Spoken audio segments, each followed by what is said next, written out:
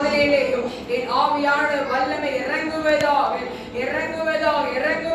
இந்த வேலையில இந்த மாலை ஆராதனையில் என் ஆண்டவருடைய மகிமை செட்டையிலே விழுத்து கடந்து வருவதாக. பிள்ளைகளோடு இடைப்படுவீராக, பிள்ளைகளோடு பேசுவீராக. உம்முடைய கரம் அளவில்லாமல் கடந்து வந்ததற்காக, அந்த உன்னதங்களில் வீற்றிருக்கிற ஆவியானவர் இறங்கி வந்ததற்காக மக்கள் நாங்கள் நன்றி செலுத்துகிறோம். பேசுகிறது நீங்கள் அல்ல, பரிசுத்த ஆவியானவரை பேசுகிறார் என்ற வார்த்தையின்படி என் ஆண்டவரே நீர் இறங்கி வந்து நீர் அசைவாடுபடியா நாங்கள் செபிக்கிறோம்.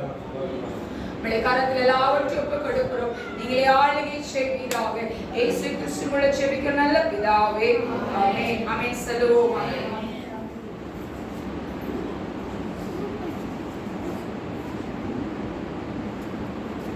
மத்தேயு புத்தகம் 13ஆம் அதிகாரத்தை எடுத்து வைத்துக் கொள்வோம். இன்னைக்கு தலைப்பு என்ன அப்படின்னா, 2 தலைப்பு எடுத்திருக்கிறேன். என்ன அப்படின்னா, ஒண்ணு விதை, ஒண்ணு கனி. ஆமென் சொல்லுங்க. நீங்க 10 அதிகாரம் படிச்சிருந்தீங்கன்னா அதை தெரிஞ்சிருக்கும். விதையும் கனியை குறித்து அது அதிகமாய் சொல்லப்பட்ட ஒரு விஷயமா இருக்கிறது. இப்ப இந்த விதை அப்படின்னு சொல்லும் போது, இந்த விதை 4 விதை கொஸ்டின் கேட்டேன்ல. என்னெல்லாம் விதை? என்னது? வழியருகே விதைக்கப்பட்டது. 2வது என்னது? கற்பாறையில் விதைக்கப்பட்டது. 3வது முச்செடி முள்ளுகளுக்குள் இடப்பட்டது நெருக்கப்பட்டது. 4வது என்னது? நல்ல நிலத்துல விதைக்கப்பட்டது. ஆமென் சொல்லுங்க. இதை கொஞ்சம் டிஃபரண்டா ஆண்டவர் நம்மளோட இடைப்படுவாராக. ஆமென் சொல்லுங்க. நீங்களா ஜெபத்தோடு என்ன பண்ணணும்? சத்தியத்தை கேட்கணும். ஆமென் சொல்லுங்க. யாரும் குழந்தைகளை பார்க்க கூடாது, குழந்தை அங்கங்க நடக்க கூடாது. எதை பார்க்கிறோம்? சத்தியத்தை மட்டும் கேட்க போறோம். ஆமென் சொல்லுவோமா? ஆமென் சொல்லுவோமா? ஏன்னா சத்தியத்தை கேட்க விடாம பண்றது எல்லாம் என்ன பண்ணுவாங்க? நிறைய ஒரு டிஸ்ட்ராக்ஷன் வரும். அந்த டிஸ்ட்ராக்ஷன் என்ன பண்ணக்கூடாது? நம்ம இடை கொடுக்க கூடாது. ஆமென் சொல்லுங்க. ஜெபத்தோட நம்ம சத்தியத்தை நம்ம கேட்போம். இந்த மத்தேயு புத்தகம் 13ஆம் அதிகாரத்துல 3-8, 18ஆம் வசனத்துல 23, 37-39ஆம் வசனம் வரைக்கும் சொல்லப்படுகிறது. இதை குறித்து சொல்லப்படுகிறது. மார்க் புத்தகத்துல 4ஆம் அதிகாரம் 3-8, 14-27, 31-32. லூக்காவின் புத்தகம் 8ஆம் அதிகாரம் 5-8, 11-15 சொல்லப்படுகிறது. ஆமென் சொல்லுவோமா? இப்போ ஃபர்ஸ்ட் விதை என்னது? வழி அருகே விதைக்கப்பட்ட விதை. எல்லாரும் சொல்லுங்க பாப்போம். முதல் விதை என்னது? வழி அருகே. வழி அருகே விதைக்கப்பட்டது என்ன அர்த்தம்? போற வழி என்ன பண்ணிட்டு போறாங்கன்னா, விதைய இப்படி போட்டு போயிட்டு. இப்ப எக்ஸாம்பிள் ஒரு காக்கா என்ன பண்ணும்?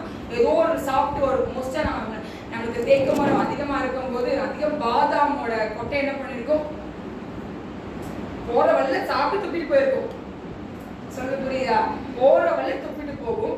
அது என்ன பண்ணும்? சில நேரம் என்ன பண்ணது வரும், சில நேரம் என்ன ஆகாது, அது வராது. ஏன்னா அது ஒரு இடத்துல நல்லா மண்ணுல விழுந்துருந்துச்சு, அப்புறம் என்ன பண்ணும்? கண்டிப்பா என்ன பண்ணாது? வளர்ந்துரும். கரெக்டா இல்லையா? கரெக்டா இல்லையா?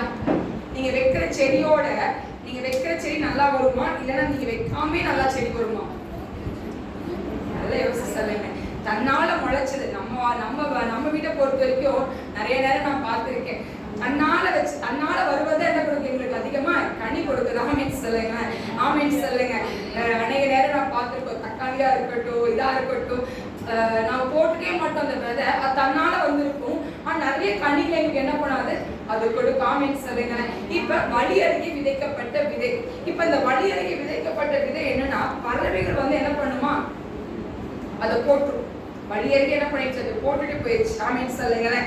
இப்ப அதை போட்டு போயிடுச்சு. வாசிப்போம் 13ஆம் அதிகாரத்துல. 13ஆம் அதிகாரம் 19ஆம் வசனம் வாசிக்க கேட்போம். ஒருவன் ராஜ்யத்தின் வசனத்தை கேட்டும் உணராதிருக்கும் போது கொள்ளாங்கன் வந்து அவன் இருதயத்தில் விதைக்கப்பட்டதை பறித்துக் கொள்கிறான். எங்க விதைக்கப்பட்டானா? இப்ப செய்தி கொடுத்துட்டு இருக்கோம். திடீர்னு போறவங்க கேட்டு போனாங்க அப்படின்னா அது எங்க விதைக்கப்பட்டது? வழி அருகே. அவன் உள்ள வந்து கேட்டு நல்லபடியா போனாலும் நல்ல நிலத்துல விதைக்கப்பட்டவங்க. கரெக்டா இல்லையா? கேட்டுட்டு இப்படியே போறவங்க,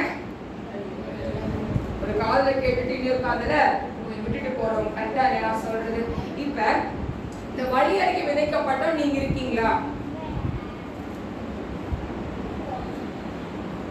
சொல்ற பாயிண்ட் புரியுதா? ஆழத்துக்கு வரோம், உட்காரோம், சத்தியத்தை கேட்கிறோம். அதுக்கப்புறம் அந்த சத்தியம் அடுத்த வாரம் கேட்டா என்ன சத்தியம் கொடுத்தாங்க பாஸ்டர், என்ன சத்தியம் கொடுத்தாங்க? யோசிக்க மாட்டோமா? யோசிப்ப கரெக்டா இல்லையா? அது என்ன பண்றது கிடையாது, உட்கொள்றது கிடையாது. அது என்ன பண்றது நம்ம உட்கொள்றது கிடையாது. இப்ப இதுல பாருங்க, மார்க் புஸ்தகத்துல வாசிப்போம் 4ஆம் அதிகாரத்துல 14ஆம் வசனம் நினைக்கிறேன். வாசிப்போம். விதைக்கிறவன் வசனத்தை கேட்டவுடனே சாத்தான் வந்து அவர்கள் இருதயங்களில் விதைக்கப்பட்ட வசனத்தை எடுத்து போடுகிறான். இவர்களே வசனம் விதைக்கப்படுகிற வழியருகானவர்கள். சாத்தான் வந்து அவர் இருதயங்களில் விதைக்கப்பட்ட வசனத்தை எடுத்து போடுகிறான். எது வழியருகே விதைக்கப்பட்டது? எது வழியருகே விதைக்கப்பட்டது? இன்னும் லூக்கால போட்டுட்டு அதை விசுவாசித்து ரட்சிக்க கூடாதபடி பிசாசு என்ன பண்ணுவான, இருதயத்துக்குள்ள வந்து இது பண்ணுவான். புரியுதா நான் சொல்றது? இப்ப நீங்க எந்த விதை எதை குறிக்குது அப்படின்னா வசனம். வசனத்தின்படி நம்ம நடக்கிறோமா? இன்னைக்கு விதை எதை குறிக்குது? வசனம். விதை எதை குறிக்குது? வசனம். இன்னைக்கு அந்த வசனத்தின்படி நம்ம நடக்கிறோமா? இரண்டாவது விதை என்னது? கற்பாறை. இப்ப இந்த கற்பாறை என்ன பண்ணுமா? வாசிப்போம். மத்தேயு புஸ்தகத்தை வாசிப்போம். கற்பாறையிலே விதைக்கப்பட்டவன் வசனத்தை கேட்டு உடனே அதை சந்தோஷத்தோட ஏற்றுக்கொள்வான். பஸ் என்ன பண்ணுவான்? அவன் சந்தோஷத்தை ஏற்றுக்கொள்வான். ஆகிலும் தனக்குள்ளே வேறில்லாதவனாய் கொஞ்ச காலம் மாத்திரம் என்ன பண்ணுவானா? ஸ்ட்ராங்கா இருப்பான், நிலைத்திருப்பான். வசனத்தின் நிமித்தம் உபத்திரவமோ துன்பமோ உண்டான உடனே என்ன ஆயிடுவானா? ஓடிடுவான். அவ்வளவுதான். உள்ள சர்ச்சுக்கு வரமாட்டாரு. ஏசப்பானா யாருன்னு கேட்பாங்க. ஏசப்பானா அவர் இருக்கிறாரா அப்படின்னு கேட்கிற ஒரு சூழ்நிலை தான் கற்பாறையில் விதைக்கப்பட்ட விதை. இப்ப இந்த கற்பாறையில் விதைக்கப்பட்ட விதையை பாருங்க, சந்தோஷமா ஏற்றுக்கொள்றான். இன்னைக்கு கவலையோட வந்திருக்கீங்க. இன்னைக்கு உங்க இருதயத்துக்கு ஏற்ற மாதிரி நான் சத்தியத்தை சொல்லிட்டேன். நான் என்ன பண்ணிட்டேன்? உங்ககிட்ட பேசியாச்சு. யார் பேசுறா? பேசணும். உங்க என்ன வந்துச்சு இருதயத்துக்குள்ள? ஏன் ஆண்டவர் அப்பா எனக்காக தான் பேசியிருக்காருப்பா, எனக்கு சத்தியத்தை கேட்டுட்டோம், நிலைத்து இருக்கிறான். ஆனா உபத்திரவமோ வியாகுலமோ இதெல்லாம் வந்து என்ன ஆயிடுவான்? ஏசப்பா யாரு அப்படின்னு கேட்போம். சொல்றது புரியுதா இல்லையா? மத்தேயு மார்க்கு ஒரே மாதிரி சொல்லப்பட்டிருக்கும். லூக்கால பாருங்க, வாசிப்போம். லூக்காவின் புஸ்தகம் 8ஆம் அதிகாரத்துல 12ஆம் வசனம் நினைக்கிறேன். வாசிப்போம். 13 வாசிப்போம். கற்பாறையின் மேல் விதைக்கப்பட்டவர்கள் கேட்கும்போது சந்தோஷத்துடனே வசனத்தை ஏற்றுக்கொள்கிறார்கள். ஆயினும் தங்களுக்குள்ளே மேற்கொள்ளாதபடியினாலே கொஞ்சம் காலம் மாத்திரம் விசுவாசித்து சோதனை காலத்தில் பின்வாங்கி போகிறார்கள். எந்த காலத்துல பின்வாங்கி போவாங்களா? சோதனை காலம். ஆண்டவருடைய பிள்ளையா இருக்கிற நீங்களும் உங்களுக்கும் எனக்கும் சோதனை வரதான் செய்யும். ஐயோ எனக்கு சோதனை வேணாம்னு சொல்லுவோமா? சொல்லுவோம். கரெக்ட். யாரெல்லாம் சொல்லுவீங்க எனக்கு சோதனை எல்லாம் எனக்கு இது பண்ணீங்க எசப்பான்னு யாரெல்லாம் சொல்லுவீங்க? அக்கா சொல்லுவாங்க. வேற யாராச்சும்? நம்ம சித்த என்ன பண்ணும்? நம்ம சொல்லுவோம்ல அடிக்கடி நான் சொல்லுவேன் ஆண்டவர்கிட்ட. வாலிப நாட்கள்ல நான் சொல்லுவேன், எசப்பா இது உருவாக்குங்க எசப்பா அப்படின்னு சொல்லுவேன். இது உருவாக்குங்க, விடுங்க அப்படின்னு சொல்லுவேன். அப்பதான் ஒரு பெரிய ஒரு பிரச்சனை வந்து நிற்கும். என்ன வரும்? வந்து நிற்கும். அது தாங்கிக் கொள்ளாத முடியாத ஒரு பிரச்சனையா இருக்கும். ஸ்திரப்படுத்துங்கன்றுவேன், எல்லாம் சொல்லிடுவேன். ஆனா அதை மேற்கொள்வதற்கு என்ன இல்லை, நம்மகிட்ட பலன் இல்லை. சோதனை காலத்துல அதை மேற்கொள்ள நமக்கு என்ன வந்துடாது? பலன் இல்லை. சத்தியத்தை கேட்கிறோம், சந்தோஷமா ஏற்றுக்கொள்றோம், எல்லாம் ரெடிதான். ஆனா ஒரு பிரச்சனை வந்துச்சு என்ன ஆயிடும்? கீழே விழுந்துரும். பிரச்சனை வந்துச்சு என்ன ஆயிடும்? பைபிள்ல போய் 2 வாரம் கழிச்சு 4 வாரம் கழிச்சு தட்டும்போது என்ன இருக்கும்? தூசி இருக்கும். கட்டா அவள் கட்டா என்ன இருக்கும்? தூஸ் தட்டுவோம். எப்ப எனக்கு பைபிளே வேண்டாம், ஆழத்துக்கே நான் போக மாட்டேன் அப்படின்னு சொல்லுவோம். இது எப்படிப்பட்ட விசுவாசி? கற்பாறையில் நீ விதைக்கப்பட்ட விசுவாசி. நீங்க எந்த விசுவாசியா நீங்க பிரிக்கீங்க? அழியறியா கற்பாறையா? ரெண்டுமே இருக்கும். ரெண்டுமே நம்ம இருக்கோம். மூணாவது பாருங்க, வாசிப்போம். மத்தேயு புஸ்தகம் 13ஆம் அதிகாரம் வாசிங்க. உன்னுடைய இடத்தில் விதைக்கப்பட்டவன் வசனத்தை கேட்கிறவனாய் இருந்தும் உலகக் கவலையும் எனக்கு கவலை வருதா? மொதல் அவனுக்கு உலக கவலை, ஐஸ்வர்ய மயக்கமும் வசனத்தை நெருக்கி போடுகிறதுனால் அவனும் பலனற்று போவான். சரி, இப்ப முள் அப்படின்னு சொல்லும் போது ஒரு செடியோட இன்னொரு செடி நம்ம உள்ள வைப்போமா? அது முள் இருக்கு, என்ன பண்ணாது? என்ன பண்ணோம்ல அது வளர விடாது. கரெக்டா இல்லையா? என்ன பண்ணாது? நெருக்கி போட்டு என்ன பண்ணும்? இப்போ வந்து ஒரு காய்கறி விதைக்கிறீங்களோ இல்ல ஒரு விதையை விதைக்கிறீங்களோ, ஏதோ ஒரு விதைக்கிறீங்க. விதைக்கும் போது அங்க என்ன அங்க ஒரு முள் வந்துச்சு அப்படின்னா என்ன ஆகும்? என்ன பண்ணாது?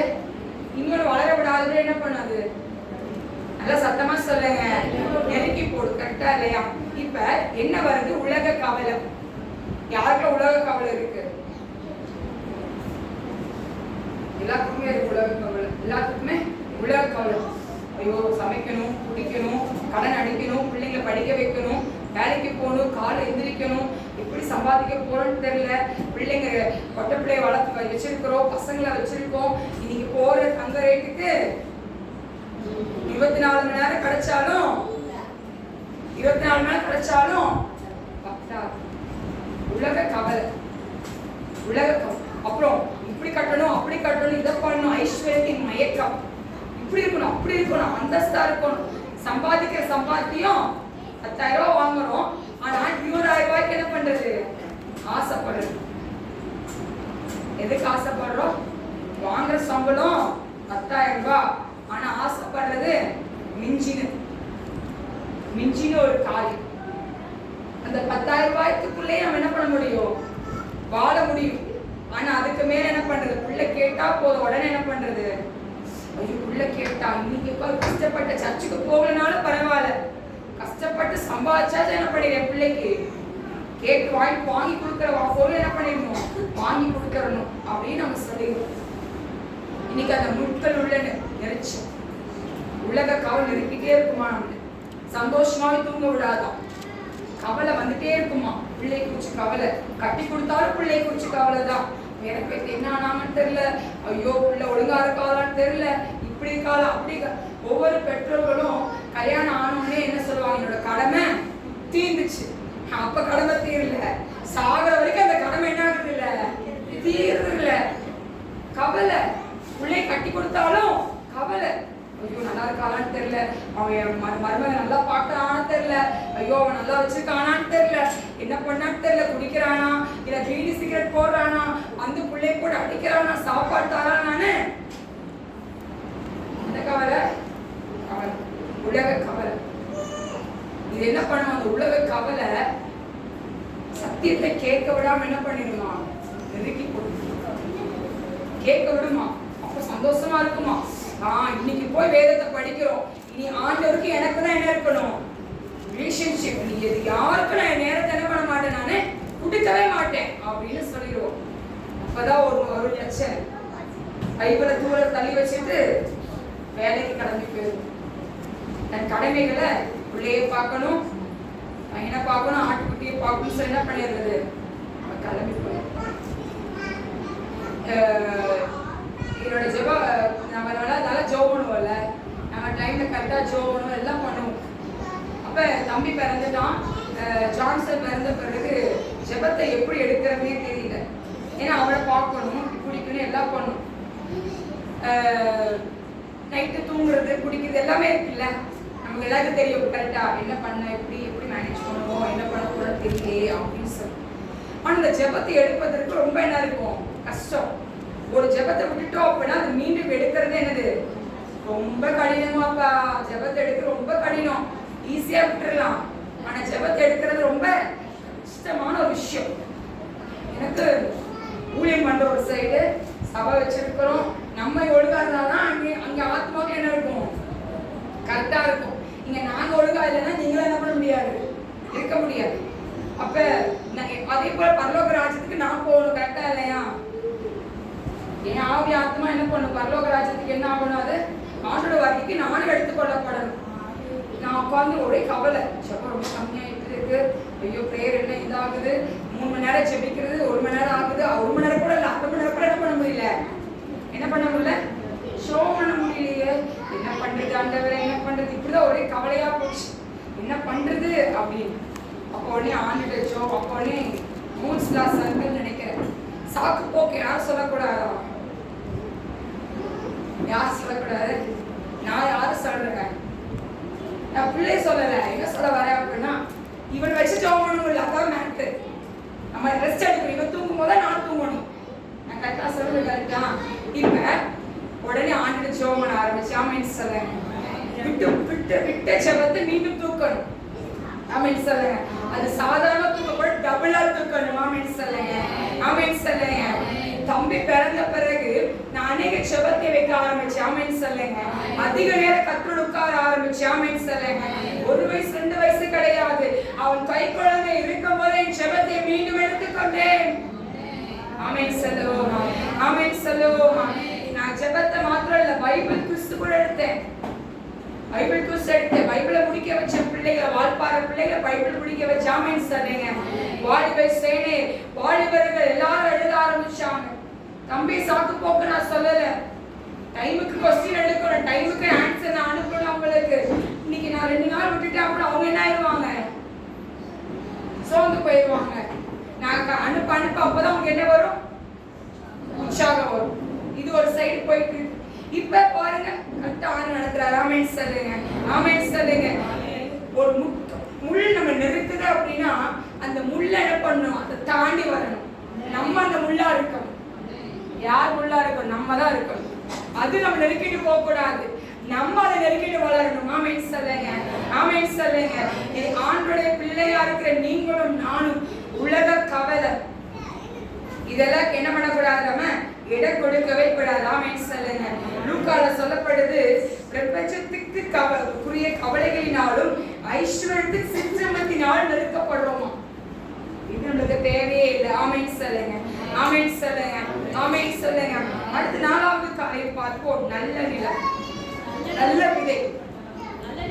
இப்ப மத்தேயு புஸ்தகத்திலையும் மார்க்லயும் பார்த்தோம் அப்படின்னா நார்மலா போட்டிருக்கும், நல்ல நிலத்துல விதைக்கப்பட்டது 100, 60, 30, ஒன்னு 30, 60, 100, இன்னொன்னு 100 இதான் விதைக்கப்படுது. ஆனா லூக்கா புஸ்தகத்துல அழகா சொல்றார், வாசிப்போம்.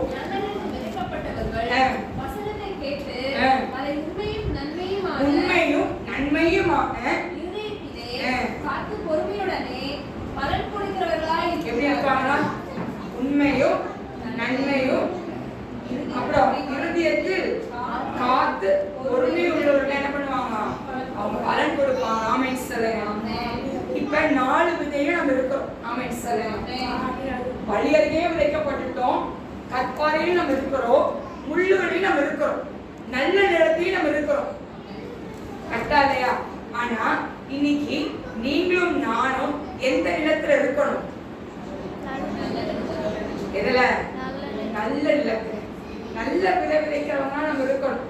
30, 60, 100, 100, 60, 30, 100 விதைக்கப்படணும். எப்படி விதைக்கப்படணும், அரைகுறையா இல்ல, அரைகுறையா விதைக்க கூடாது. விதைக்கப்பட்ட விதை 100 பிரஸ்தாபப்படணும், ஆமென் சொல்லுங்க, ஆமென் சொல்லுவோமா. இன்னைக்கு ஆண்டவருடைய பிள்ளையா இருக்கிற நீங்களும் நானும் எந்த விதை விதைக்கணும், நல்ல நிலத்தை. இதை 4 மூடி தாண்டி வரணும். வழி அருகே விதைக்கப்பட்டவங்க இருந்தா எழுந்து வரணும், கற்பாறையில் விதைக்கப்பட்டவங்க எழுந்து வரணும், முச்சடியில் விதைக்கப்பட்டவங்க எழுந்து வரணும். இயேசுவின் நாமத்தினால் எழுந்து நட. ஆண்டவருடைய பிள்ளையா இருக்கிற நீங்களும் நானும் சோர்ந்து போக கூடாது. சோர்ந்து போற காலக்குள்ள நம்ம இருக்கிறோம், ஆனா அதை மேற்கொள்ளுகிறவங்களாய் காணப்பட வேண்டும். உலகம் வரதான் செய்யும், கவலை வரும், எல்லாம் வரும், அதை மேற்கொள்ளும் போது பரலோக ராஜ்யத்துக்கு சுதந்திரவாளியாய் நம்ம காணப்படுவோம், ஆமென் சொல்லுங்க, ஆமென் சொல்லுங்க, ஆமென் சொல்லுங்க. நம்ம ஆண்டவருடைய பிள்ளையாய் இருக்கிறோம். இன்னைக்கு விதைக்கப்பட்ட விதை எது, வசனம். இந்த வசனத்தை உட்கொள்ளணுமா, வசனத்தை என்ன பண்ணுமா, வாசிப்பு 1 கொரிந்தியர் புத்தகம் 15ஆம் அதிகாரம் 44ஆம் வசனம். இனி ஒருத்தவங்க எடுத்துக்கொள்வோம். கலாத்தியர் 6ஆம் அதிகாரம் 7-8 வசனத்தை வாசிப்போம். அந்தபடியே முந்தின மனுஷனாகிய ஆதாம் ஜீவாத்மானார் என்றெழுதியிருக்கிறது. பிந்தின ஆதாம் உயிர்ப்பிக்கிற ஆவியானார். ஒரு வசனம் சொல்லப்படுகிறது, ஜென்ம சரீரம் என்ன பண்ணுமா? ஜென்ம சரீரமும் ஆவிக்குரிய சரீரமும் இருக்குமா? ரெண்டுமே இருக்குமா? ஜென்ம சரீரம் ஆவிக்குரிய சரீரம் எழுதியிருக்கும். ஜென்ம சரீரமும் உண்டு, ஆவிக்குரிய சரீரமும் உண்டு. அக்கா மீண்டும் வாசிப்போம். ஜென்ம சரீரம் ஜென்ம சரீரம் விதைக்கப்படும். ஆவிக்குரிய சரீரம் எழுதியிருக்கும். ஜென்ம சரீரமும் உண்டு, ஆவிக்குரிய சரீரமும் உண்டு. ஆமென் சொல்லுங்களேன். ஜென்ம சரீரம் விதைக்கப்படுமா? ஆவிக்குரிய சரீரம் என்ன பண்ணுமா? எழுந்து நிற்கும். ஜென்ம சரீரமும் உண்டு, ஆவிக்குரிய சரீரமும் உண்டு. ஆமென் சொல்லுங்க. இப்ப ஜென்ம சரீரம்னு என்னது? நம்மளோட ஆவிக்குரிய சரீரமும் இருக்கு. மொத்தம் 2 இருக்கு. மாம்சமும் இருக்கு, ஆவியும் இருக்கு. ஒரு வசனம் சொல்லப்படுது, உன் மாம்சம் என்னவா இருக்குமா? பலவீனம் உள்ளதுதான், ஆனா ஆவியோ உற்சாகம் உள்ளதுன்னு சொல்லப்படுது. கரெக்டா இல்லையா? நீங்க 1 கொரிந்தியர்ல நீங்க படிச்சீங்கன்னா நல்லா தெரியும். இன்னைக்கு நம்மளோட விதை எதை விதைக்கப்படணுமா? எதை விதைக்கப்படணும்? நல்ல நிலத்துல விதைக்கப்படணும். ஆமென் சொல்லுங்க. ஆமென் சொல்லுங்க. கலாத்தியர் 6ஆம் அதிகாரத்துல 7-8 வாசிப்போம். 6ஆம் அதிகாரம் 7-8. நீங்கள் நன்றாய் ஓடினீர்களே, சத்தியத்திற்கு கீழ்ப்படியாமல் போக உங்களுக்கு தடை செய்தவன் மோசம் போகாதிருங்கள். தேவன் தம்மை பரியாசம் பண்ண மாட்டார். மனுஷன் எதை விதைக்கிறானோ அதை அறுப்பான். இப்ப எதை விதைக்கிறோம் நம்ம இன்னைக்கு பிள்ளைங்களுக்கு?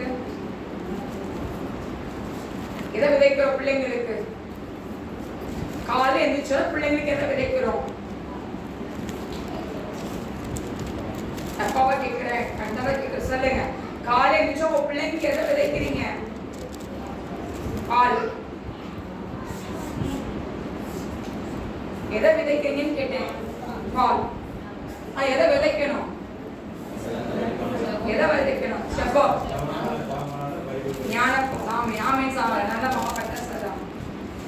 திருவசனமாகிய ஞானப்பால் மேல் என்ன வாஞ்சியா இருக்கணுமா? காலை எந்திரிச்சு என்ன பண்ணுமா? முட்டிக்கால் போட்டு ஜோமன வைக்கணும் பிள்ளைங்களை. அதுக்கப்புறம் தான் பால் கொடுக்கணும். அதுக்கப்புறம் தான் சாப்பாடு தரணும். கட்டாலையா? கட்டாலையா சொல்றது? காலை எந்திரிச்சு என்ன பண்ணுமா? பிள்ளைங்க என்ன கொடுக்கணுமா? இல்ல புள்ள நல்ல முறையில இல்ல, பால் குடிச்சா சரியாயிடுவானா? கிடையாது. காலை எந்திரிச்சு எதை கொடுக்கணும்? ஆமென் சொல்லுங்க. ஆமென் சொல்லுங்க. 8ஆம் வசனத்தை வாசிப்போம். தன் மாம்சத்திற்கென்று விதைக்கிறவன் மாம்சத்தினால் அழிவை அறுப்பான். ஆவிக்கென்று விதைக்கிறவன் ஆவியினாலே நித்திய ஜீவனை அறுப்பான். நித்திய ஜீவனை என்ன பண்ணுவானா?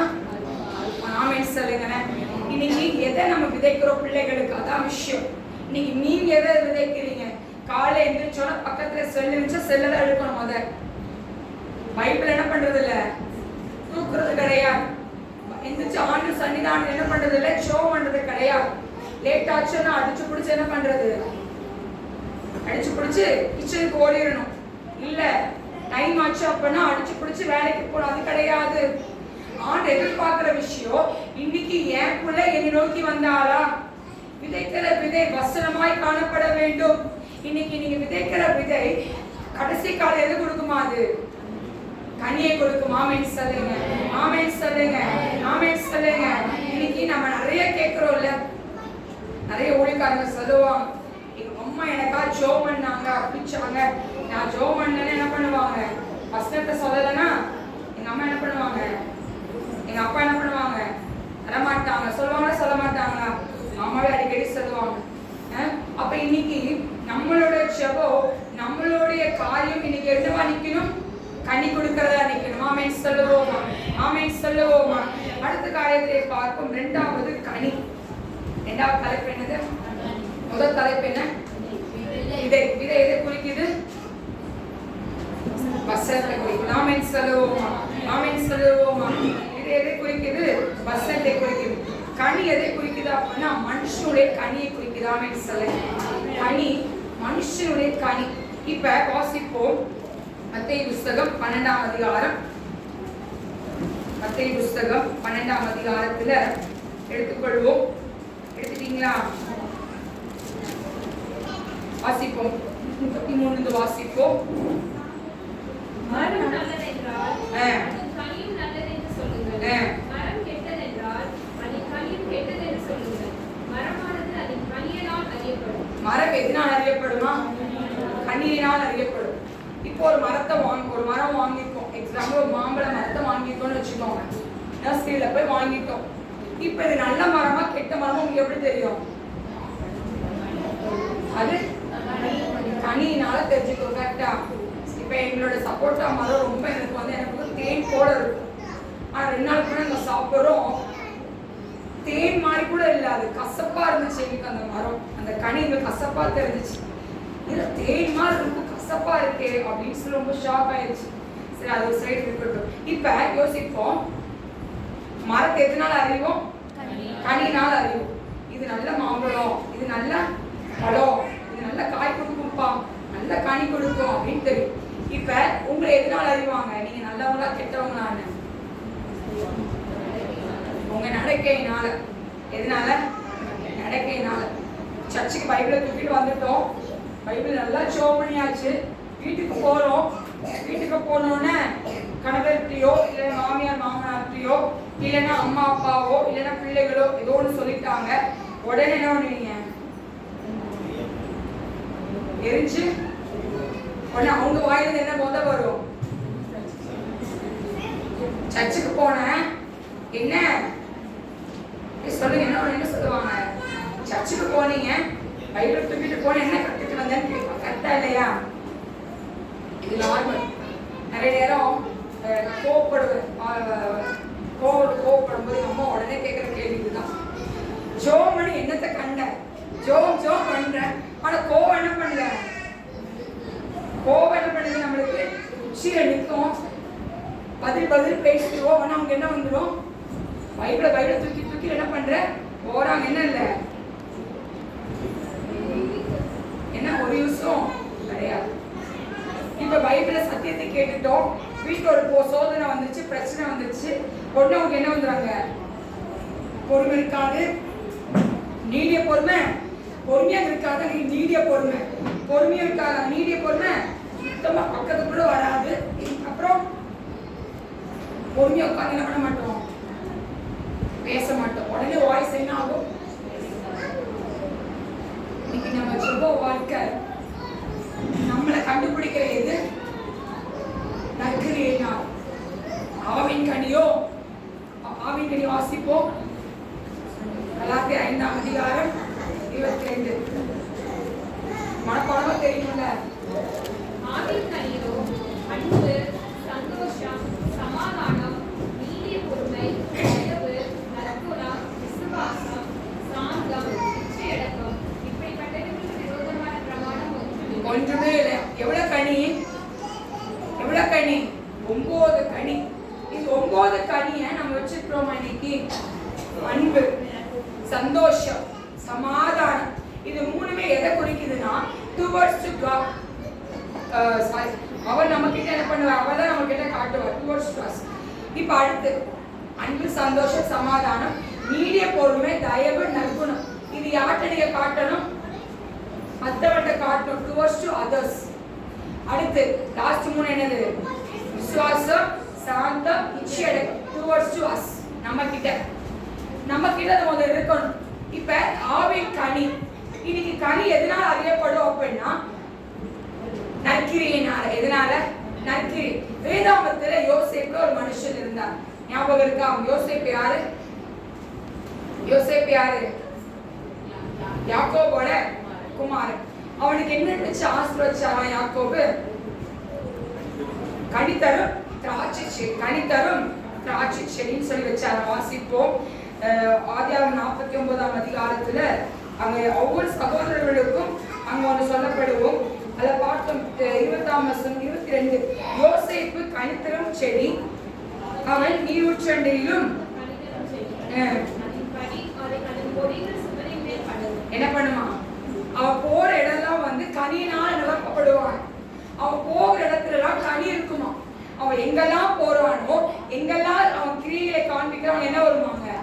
கனியா இருக்கும். ஆமென் சொல்லுங்க. இப்ப யோசேப்போட வாழ்க்கையை எடுத்துக்கொள்வோம். யோசேப்பு தன் சகோதரரால குழியில் என்ன பண்ணப்பட்டார்? தள்ளப்பட்டார். போன வாரம் கொடுத்த ஞாபகம் செய்தி. குழியில தள்ளப்பட்டார். சிறைச்சாலையில் என்ன ஆகினாம அவர் வைக்கப்பட்டார். பண்ணாத தப்பு எங்க போனா? சிறைச்சாலைக்கு போறா. எல்லாமே அங்க நடக்குது. கடைசியில யார் வரா? அவரோட சகோதரர்கள் வராங்க. அப்ப அவரோட நிலைமை என்ன இருக்கணும்? என்ன அவன் காட்டியிருக்கணும்? அவங்கள பார்த்து என்ன பண்ணிருக்கணும்? சட்டை பிடிச்சு கேட்டிருக்கணும். என்ன கேட்கணும்? ஏன் என்னைய இப்படி பண்ணினீங்க அப்படின்னு சொல்லி அவன் என்ன பண்ணிக்கணும்? அவன் காட்டணும். ஆனா அவன் என்ன காட்டினான்? வந்தோன்னு தெரிஞ்சுக்கிட்டான். தன் பிள்ளைகளை தன் சகோதரன் அறிந்து கொண்டான். அறிந்து கொண்டப்ப அவன் கேட்ட கேள்வி என்னது? உனக்கு ஒரு அப்பா இருப்பாங்களே, அவன் நல்லா இருக்காங்களா? எல்லாம் நல்லா இருக்காங்களா? என்ன பண்றான்? எல்லாரையும் விசாரிக்கிறான். சரி, எல்லாத்தையும் விசாரிச்சுட்டா முடிஞ்சிருச்சு. இப்ப யாக்கோபு செத்து போயாச்சு. இப்ப இந்த சகோதரர்கள் என்ன பயம்? அப்பா இருக்கிற வரைக்கும் என்ன பண்ணாங்க? நம்ம நல்லா பாத்துக்கிட்டான். அப்பா வேற போய் இறந்துட்டாங்க. என்ன பண்ணிடுவான்? அவளுக்கு பழி வாங்கிடுவானோன்னு சொல்லி அவங்களுக்கு என்ன வந்திருக்கும்? ஒரு பயம் வந்துருக்கும். ஆனா இவன் என்ன பண்றான்? அந்த நேரத்துல கூட என்ன பண்றான்? நன்மையை செய்யாம நீங்க அதை குறிச்சு என்ன பண்ணாதீங்க, கவலைப்படாதீங்க. அழகா சொல்லு வாசிப்பு 50ஆம் அதிகாரத்துல யோசேப்பு அவரை நோக்கி, பயப்படாதீர்கள், நான் தேவனா? நீங்கள் எனக்கு தீமை செய்ய நினைத்தீர்கள், தேவனோ இப்பொழுது நடந்து வருகிறபடியே வெகு ஜனங்களை உயிரோடு காக்கும்படிக்கு அதை நன்மையாக முடியே பண்ணினார். ஆமென் சொல்லுங்க. இவன் எதை காட்டினாங்க? கனியை காட்டுற. ஆமென் சொல்லுங்க. ஆமென் சொல்லுங்க. இன்னைக்கு உங்க வாழ்க்கையில கனி காட்டுகிறவளாய் காணப்பட வேண்டும். இன்னைக்கு கனி உள்ள வாழ்க்கை நம்ம வாழ்க்கையில இருக்கணும். ஆமென் சொல்லுங்க. இன்னைக்கு குடும்பங்களுக்கு கசப்பு வரதான் செய்யும். சண்டை வரும், பிரச்சனை வரும், எல்லாம் வரும். அதை தாங்கி கொள்ளுகிறவர்களாய் விட்டு கொடுக்கிறவர்களாய் இருக்கும் போது நம்மளோட வாழ்க்கையை கர்த்தர் என்ன வைக்கிறாங்க? கனி கொடுக்கும்படியா வைத்திருக்கிறார். ஆமென் சொல்லுங்க. ஆமென் சொல்லுவோமா? ஆமென் சொல்லுவோமா? ஒரு குடும்பமா இருக்கிறோம், கணவன் மனைவியா இருக்கீங்க அப்படின்னா ஒரு கருத்து வேறுபாடுகள் என்ன பண்ணாங்க? இருக்கதா செய்யும். ஒண்ணு என்ன பண்ணக்கூடாதுங்க, சண்டை என்ன பண்ணக்கூடாது?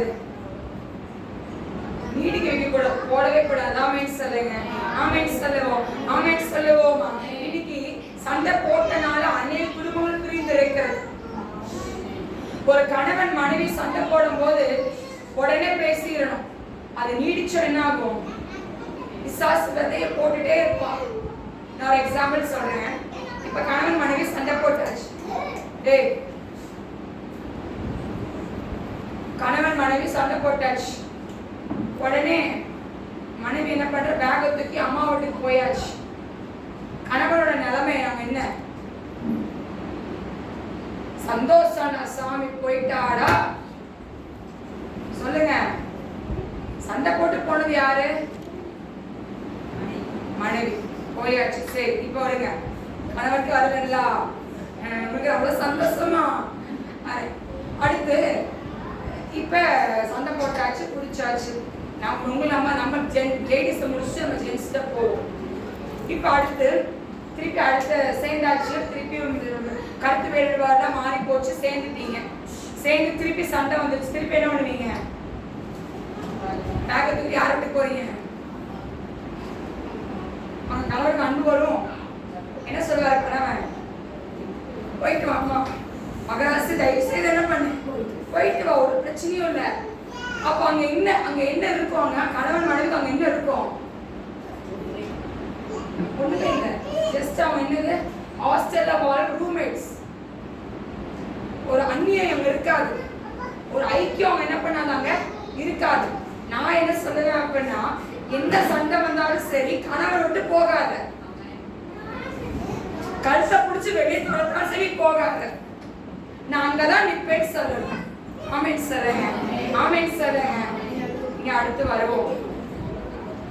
இங்க என்ன பண்ணுவோம்? நம்ம போயிட்டாடா சாமின்னு சொல்லுவாங்க. இருக்கா இல்லையா? மனது சந்தோஷமா இருக்கு. போயிட்டாடா சாமின்னு சொல்லுவோம். ஆனா வேதம் சொல்லுகிறது என்ன சொல்லுது? கலாத்தியர் என்ன சொல்றாரு? என்ன வாசிப்போம்? 5ஆம் அதிகாரம் கலாத்தியர் எபேசியர் தேவ வாசிப்போம் 5ஆம் அதிகாரம் 21. தேவ பயத்தோட ஒருவருக்கு ஒருவர் என்ன பண்ணுமா? கீழ்ப்படிந்து. சரி, இப்ப சண்டை போட்டு நீங்க என்ன பண்ணணும்? நீங்க என்ன பண்ணணும்? என்ன பண்ணணும்? என்னை பொறுத்த வரைக்கும் நான் ஒன்று கத்துக்கிட்ட ஒரு விஷயம், என்னோட வாழ்க்கையை நான் கத்துக்கிட்ட ஒரு விஷயம் என்ன அப்படின்னா, நிறைய பார்க்கறோம்ல, ஊழியத்துக்கு வந்த பிறகு அநேக கணவன் மனைவி பிரச்சனையெல்லாம் பார்க்குறோம். நிறைய பார்க்கும்போது நான் கத்துக்கிட்ட ஒரு விஷயம், ஒருத்தர் வாய்ஸ் ரேஸ் பண்ண ஒருத்தர் வாய்ஸ் குறைச்சிடணும். நான் சொல்ல புரியுதா? இப்ப நானும் கிரேஸ் அக்கா சண்டை போடுறோம் அப்படின்னா, நான் வாய்ஸ் ரேஸ் பண்ணோம், கிரேஸ் அக்கா என்ன பண்ண வாய்ஸை குறைக்கணும். என்னோட அதிகமா ரேஸ் பண்ண அப்படின்னா இங்க நான் என்ன பண்ண அடுத்து அதோட என்ன பண்ணுவேன்? நான் ரேஸ் பண்ணுவேன். அப்ப அங்க சண்டை என்ன வரும்? முத்தி போயிடும். அப்ப அங்க பிரச்சனை என்ன வரும்? பெருசாய் பிரிவினை என்ன வந்துடும்? இங்க கனியை கொடுப்பீங்க, நீங்க கனி வரும். ஒரு கணவன் மனைவி சண்டை போடும் போது அங்க என்ன இருக்கணும்? என்னை பொறுத்த வரைக்கும் நைட்டு சண்டை போடுறீங்க அப்படின்னா 5 நிமிஷம் சேர்ந்துடணும். 5 நிமிஷத்துலயே சேர்ந்துடணும். ஏன்னா பிசாசு எப்படா இவங்களை குறிச்சு விடலான்னு வகை தேடிட்டே இருக்கும். நிறைய குடும்பம் எதிர்பார்த்துட்டே இருக்கும், இவங்க எப்ப பிரிஞ்சு வரான்னு பார்ப்போம், எப்ப இவங்க குடும்பம் பிரிதுன்னு சொல்லி பார்த்துட்டே இருப்பாங்க. அவங்களுக்கு முன்னாடி வாழ்ந்து காட்டணும். யாரோட பிள்ளையா? யாரோட பிள்ளையா? இயேசுவோட பிள்ளை. ஆமென் சொல்லுவோமா? ஆமென் சொல்லுவோமா? பைபிளை தூக்கிட்டு வரனால நீ கிறிஸ்துவர் கிடையாது. உபவாசம் இருக்கிறனால நீ கிறிஸ்துவர்கள் கிடையாது. பாஸ்டர் பங்கள காணிக்கை கொடுக்கறதுனால நீங்க கிறிஸ்துவர் கிடையாது. ஊழியக்காரர்களுக்கு உபசரிக்கிறதுனால நீங்க கிறிஸ்துவர் கிடையாது. கனி உள்ள வாழ்க்கையை வாழ்ந்தாதான் கிறிஸ்துவர்கள். மனைவிகளே சொந்த புருஷருக்கு கீழ்ப்படியும். அடிக்கடி ஏதாச்சும் சொல்லும் போது நாங்களாம் நல்லா ஜாலியா வீட்டுல பேசுவோம். உடனே சாரால் என்ன சொல்லுவா? ஆபிரகாமை பார்த்து ஆண்டவரே ஆண்டவரே அப்படின்னு சொல்றேன். ஆமென் சொல்றேங்க. நம்மளோட வாழ்க்கையில கணவன் மனைவியா இருக்கிற நீங்கள் 2 நாள் 3 நாள் 4 நாள் 5 நாள் சண்டை பண்ணக்கூடாது. யார் இழுத்துட்டு போவீங்க? இழுத்துட்டு போனீங்க அப்படின்னா நான் உங்களுக்கு கற்றுக் கொடுக்கிற ஒரு விஷயம் இதுதான். ஆமென் சொல்லுங்க.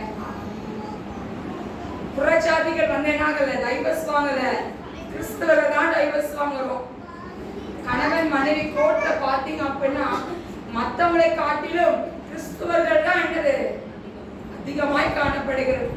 இன்னைக்கு ஆண்டவருடைய பிள்ளையா இருக்கிற நீங்களும் நானும் கணவன் மனைவியா இசைந்து இருக்க, மனுஷன் தனிமையா இருப்பது நல்லதில்லைன்னு சொல்லி என்ன கொடுத்தாரு ஆண்டவர்? என்ன பண்ணாரு? ஒரு துணையை கொடுத்திருக்கிறார். இப்ப ஏவாள் என்ன பண்ணா? ஒரு பழத்தை கொடுத்து கணவன் என்ன பண்ண சொன்னா?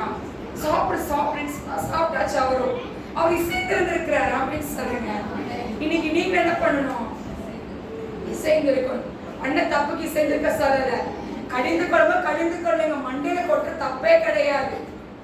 மண்டையில கொட்டுறதுக்கு புருஷ் கொண்டாங்க வைஃப் தப்பு பண்ணா கணவன் என்ன பண்ணலாம்? கடிந்து கொள்வதற்கு தப்பு கிடையாது. கணவர் மனைவி தப்பு செஞ்சா என்ன பண்ண? மனைவிமார்கள் தப்பு சொல்வது கடிந்து கொள்வது தப்பே கிடையாது. ஆமென் சொல்லுங்க. ஆமென் சொல்லுங்க. வேலைக்கு கரெக்டா போகணும், சம்பாதிக்கணும். பெண்களுக்கு அதிகமா தெரியும், கரெக்டா இல்லையா? போனாதான் வேலைக்கு போனாதான் பணம் அவங்களுக்கு எல்லாம் அப்படின்னு தெரியும். அப்ப நான் காலையில சொன்னேன், காலையில சாயந்தரம் சொன்னேன்னு தெரியும். 10,000 ரூபாய் வச்சிருக்கோம் அப்படின்னா அந்த 10,000 ரூபாய்க்குள்ள என்ன பண்ணணும்?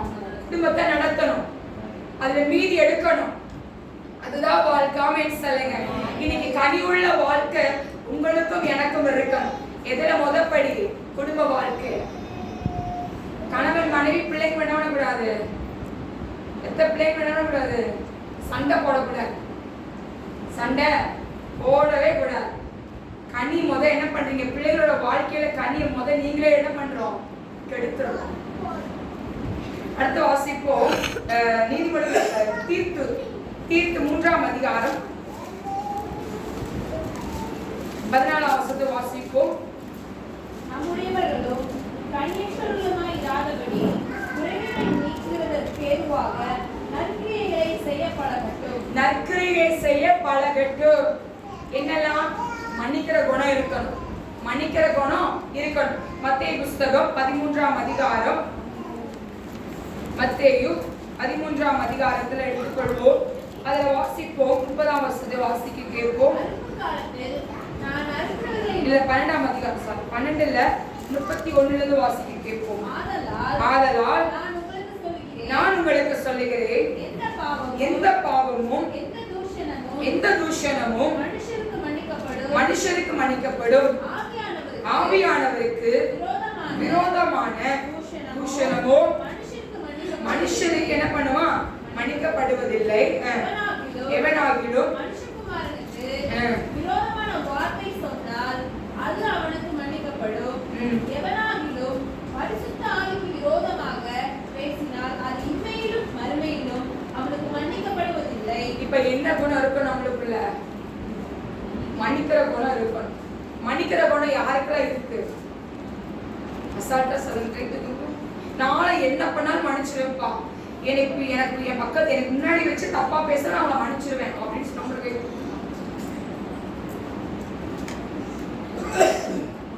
Rare piece. கரெக்டா? ரொம்ப ரேர். அதெல்லாம் உடனே மன்னிக்கிற குணம் ஈஸியா என்ன பண்ணாது நம்மளுக்கு வரவே வராது. ஆனா ஆண்டவர் சொல்றாரு, உனக்கு ஒருத்தர் என்ன பண்றான், உனக்கு ஒருத்தர் ஒரு மாதிரி பண்ணாலும் நினைச்சாலும் சரி, உனக்கு துக்கப்பட்டா என்ன பண்ணுமா நீ அவனை மன்னிக்கணும்னு சொல்ற. ஆமென் சொல்லுங்க. ஆமென் சொல்லுங்க. இன்னைக்கு மன்னிக்கிற குணம் நம்மளுக்குள்ள இருக்கணும். நிறைய நேரங்கள்ல ஆண்டவர் எனக்கு கற்றுக் கொடுத்த காரியம் அதுதான். அந்த நம்ம தப்பு பண்றோம்னு தெரியும், நம்மளுக்கு விரோதமா அவங்க செய்யலாமன்னு தெரியும், உடனே அதை மன்னிச்சுட்டு அவங்களுக்கா ஜெபம் பண்ண ஆரம்பிக்கணும். ஆமென் சொல்லுங்க. ஆமென் சொல்லுங்க. அந்த ஜெபிக்கிற குணம் வந்தாலே போதும், நம்ம மாறிட்டோம். நற்கிரியை என்ன ஆயிரும்? ஆண்டவர் கிரியைகள் வர ஆரம்பிச்சு. இன்னைக்கு ஆண்டோடைய பிள்ளையா இருக்கிற நீங்களும் நானும் மன்னிக்கிற குணம் என்னவா இருக்கு நம்மளுக்கு? முதலாவது இருக்கணும். ஆமென் சொல்லுங்க. ஆமென் சொல்லுவோமா? ஆமென் சொல்லுவோமா? அப்ப இன்னைக்கு நீங்க மன்னிக்காதவங்க நீங்க என்ன பண்ண போறீங்க இன்னைக்கு? ஏன்னா உங்களுக்கு என்ன வந்துருச்சு? கனி வந்துருச்சு. ஆமென் சொல்லுங்க. யாரெல்லாம் சொல்லு, எனக்கு மேல என் தலைமையில கை வச்சு சொல்லுங்க, எனக்குள்ள கனி வந்ததற்காக உமக்கு நன்றின்னு சொல்லுங்க. எனக்கு என் தலைமையில என் மேல கனியின் ஆவியினால் நிரப்புனதற்காக உமக்கு நன்றி. என் மேல கனியினால் நிரப்புனதற்காக உமக்கு நன்றி. நிரப்புனதற்காக உமக்கு நன்றி. மன்னிக்கிற குணத்தை எனக்கு கொடுத்துட்டீங்கப்பா. மன்னிக்கிற குணத்தை எனக்கு நீங்க கொடுத்துட்டீங்க. என் குடும்பத்தை நான் மன்னிச்சுட்டேன். ஆமென் சொல்லுங்க.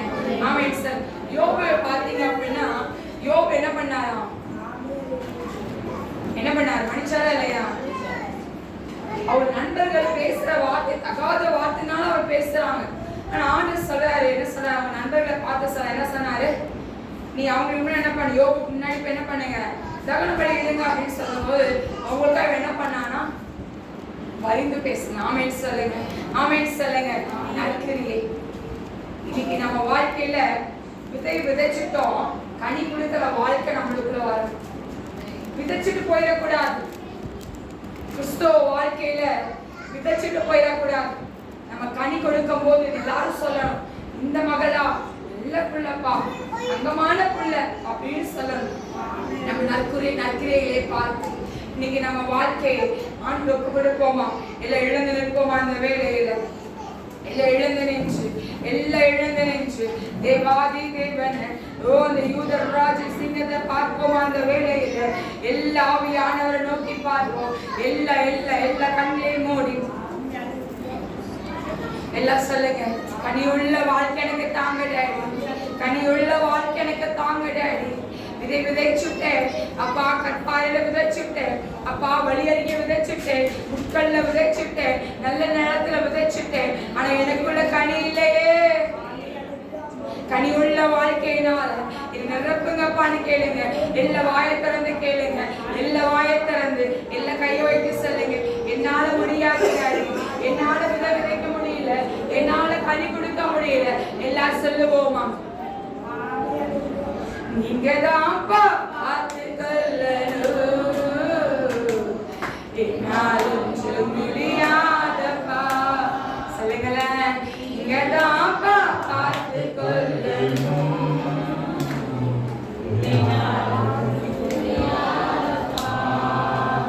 என் பாரங்களை உன்மேலே சுமத்துகிறேன். ஒரே ஒரு கெஞ்சுகிறேன். தரஷரதரவோ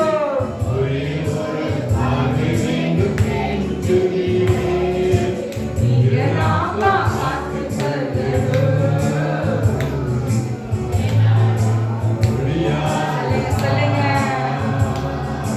நீங்க நான் பார்த்து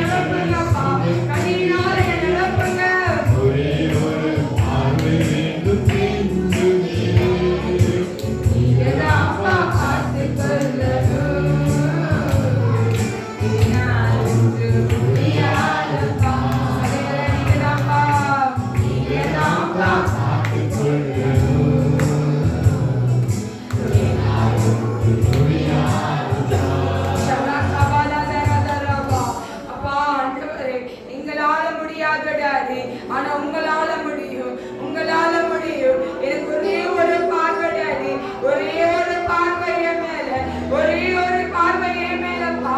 அந்த பார்வையினால என் மேல அந்த கனிவுள்ள வாழ்க்கை, அந்த நற்கிரியை காட்டுகிற அந்த வாழ்க்கை எனக்கு நீங்க கொடுங்க. நீ கொடுத்து விட்டதற்காக மக்கள் நன்றி. நீ கொடுத்ததற்காக மக்கள் நன்றி. நீ கொடுத்து விட்டதற்காக மக்கள் நன்றி அப்பா. ಎಲ್ಲ ಕೈಯೋ ಇರಿಸಲೋವ, ಎಲ್ಲ ಕೈಯೋ ಎತ್ತಿ, ಎಲ್ಲ ಕೈಗಳೋ ಎತ್ತಿ ಯುದ್ಧ ರಾಜ ಸಿಂಗತ பார்த்து ಶರಣಕರದರದರವ ಎಲ್ಲ ஆண்டவரை பார்த்து ஒரே ஒரு காரியம் இயேசுப்பா என் மேல இறங்கி வந்திருங்கப்பா, என் மேல இறங்கி வந்திருங்க, என் மேல நீ இறங்கி வந்திருங்க, என் மேல இறங்கி வந்திருங்கப்பா, என் மேல இறங்கி வாங்க, என் மேல இறங்கி வாங்க, என் மேல இறங்கி வாங்க. எல்லாம் கேளுங்க கேளுங்க கேளுங்க, எல்லாம் கேளுங்க பாப்போம், எல்லாரும் கேட்போமா, எல்லாரும் கேட்போமா. அந்த வேலையில என் மேல இறங்கி வாங்கப்பா.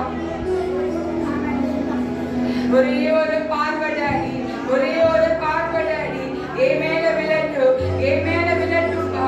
ஒரே ஒரு பார்வை, ஒரே ஒரு பார்வை. சொல்லுங்க சொல்லுங்க, என் மேல ஒரே ஒரு பார்வை தான்.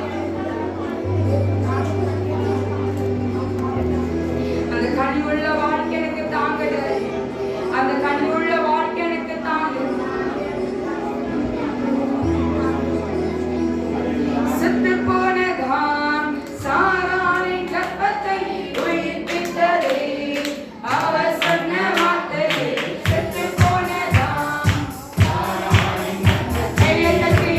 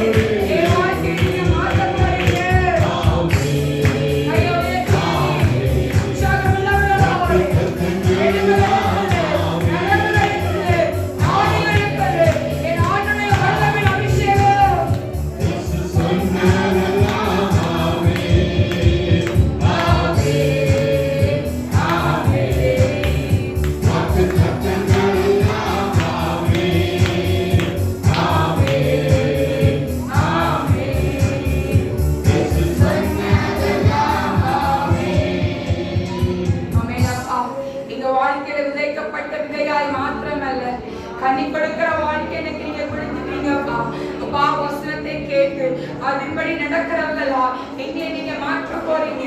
அதற்காக உமக்கு நன்றி செலுத்துகிறோம். ஒவ்வொரு பேரையும் உங்களோட கரத்துல ஒப்பு கொடுக்கிறோம். அந்த பிள்ளைகளெல்லாம் ஆசீர்வதிங்க, பேர் பேராய் ஆசீர்வதிங்க, தனித்தனியாய் ஆசீர்வதிப்பீராக.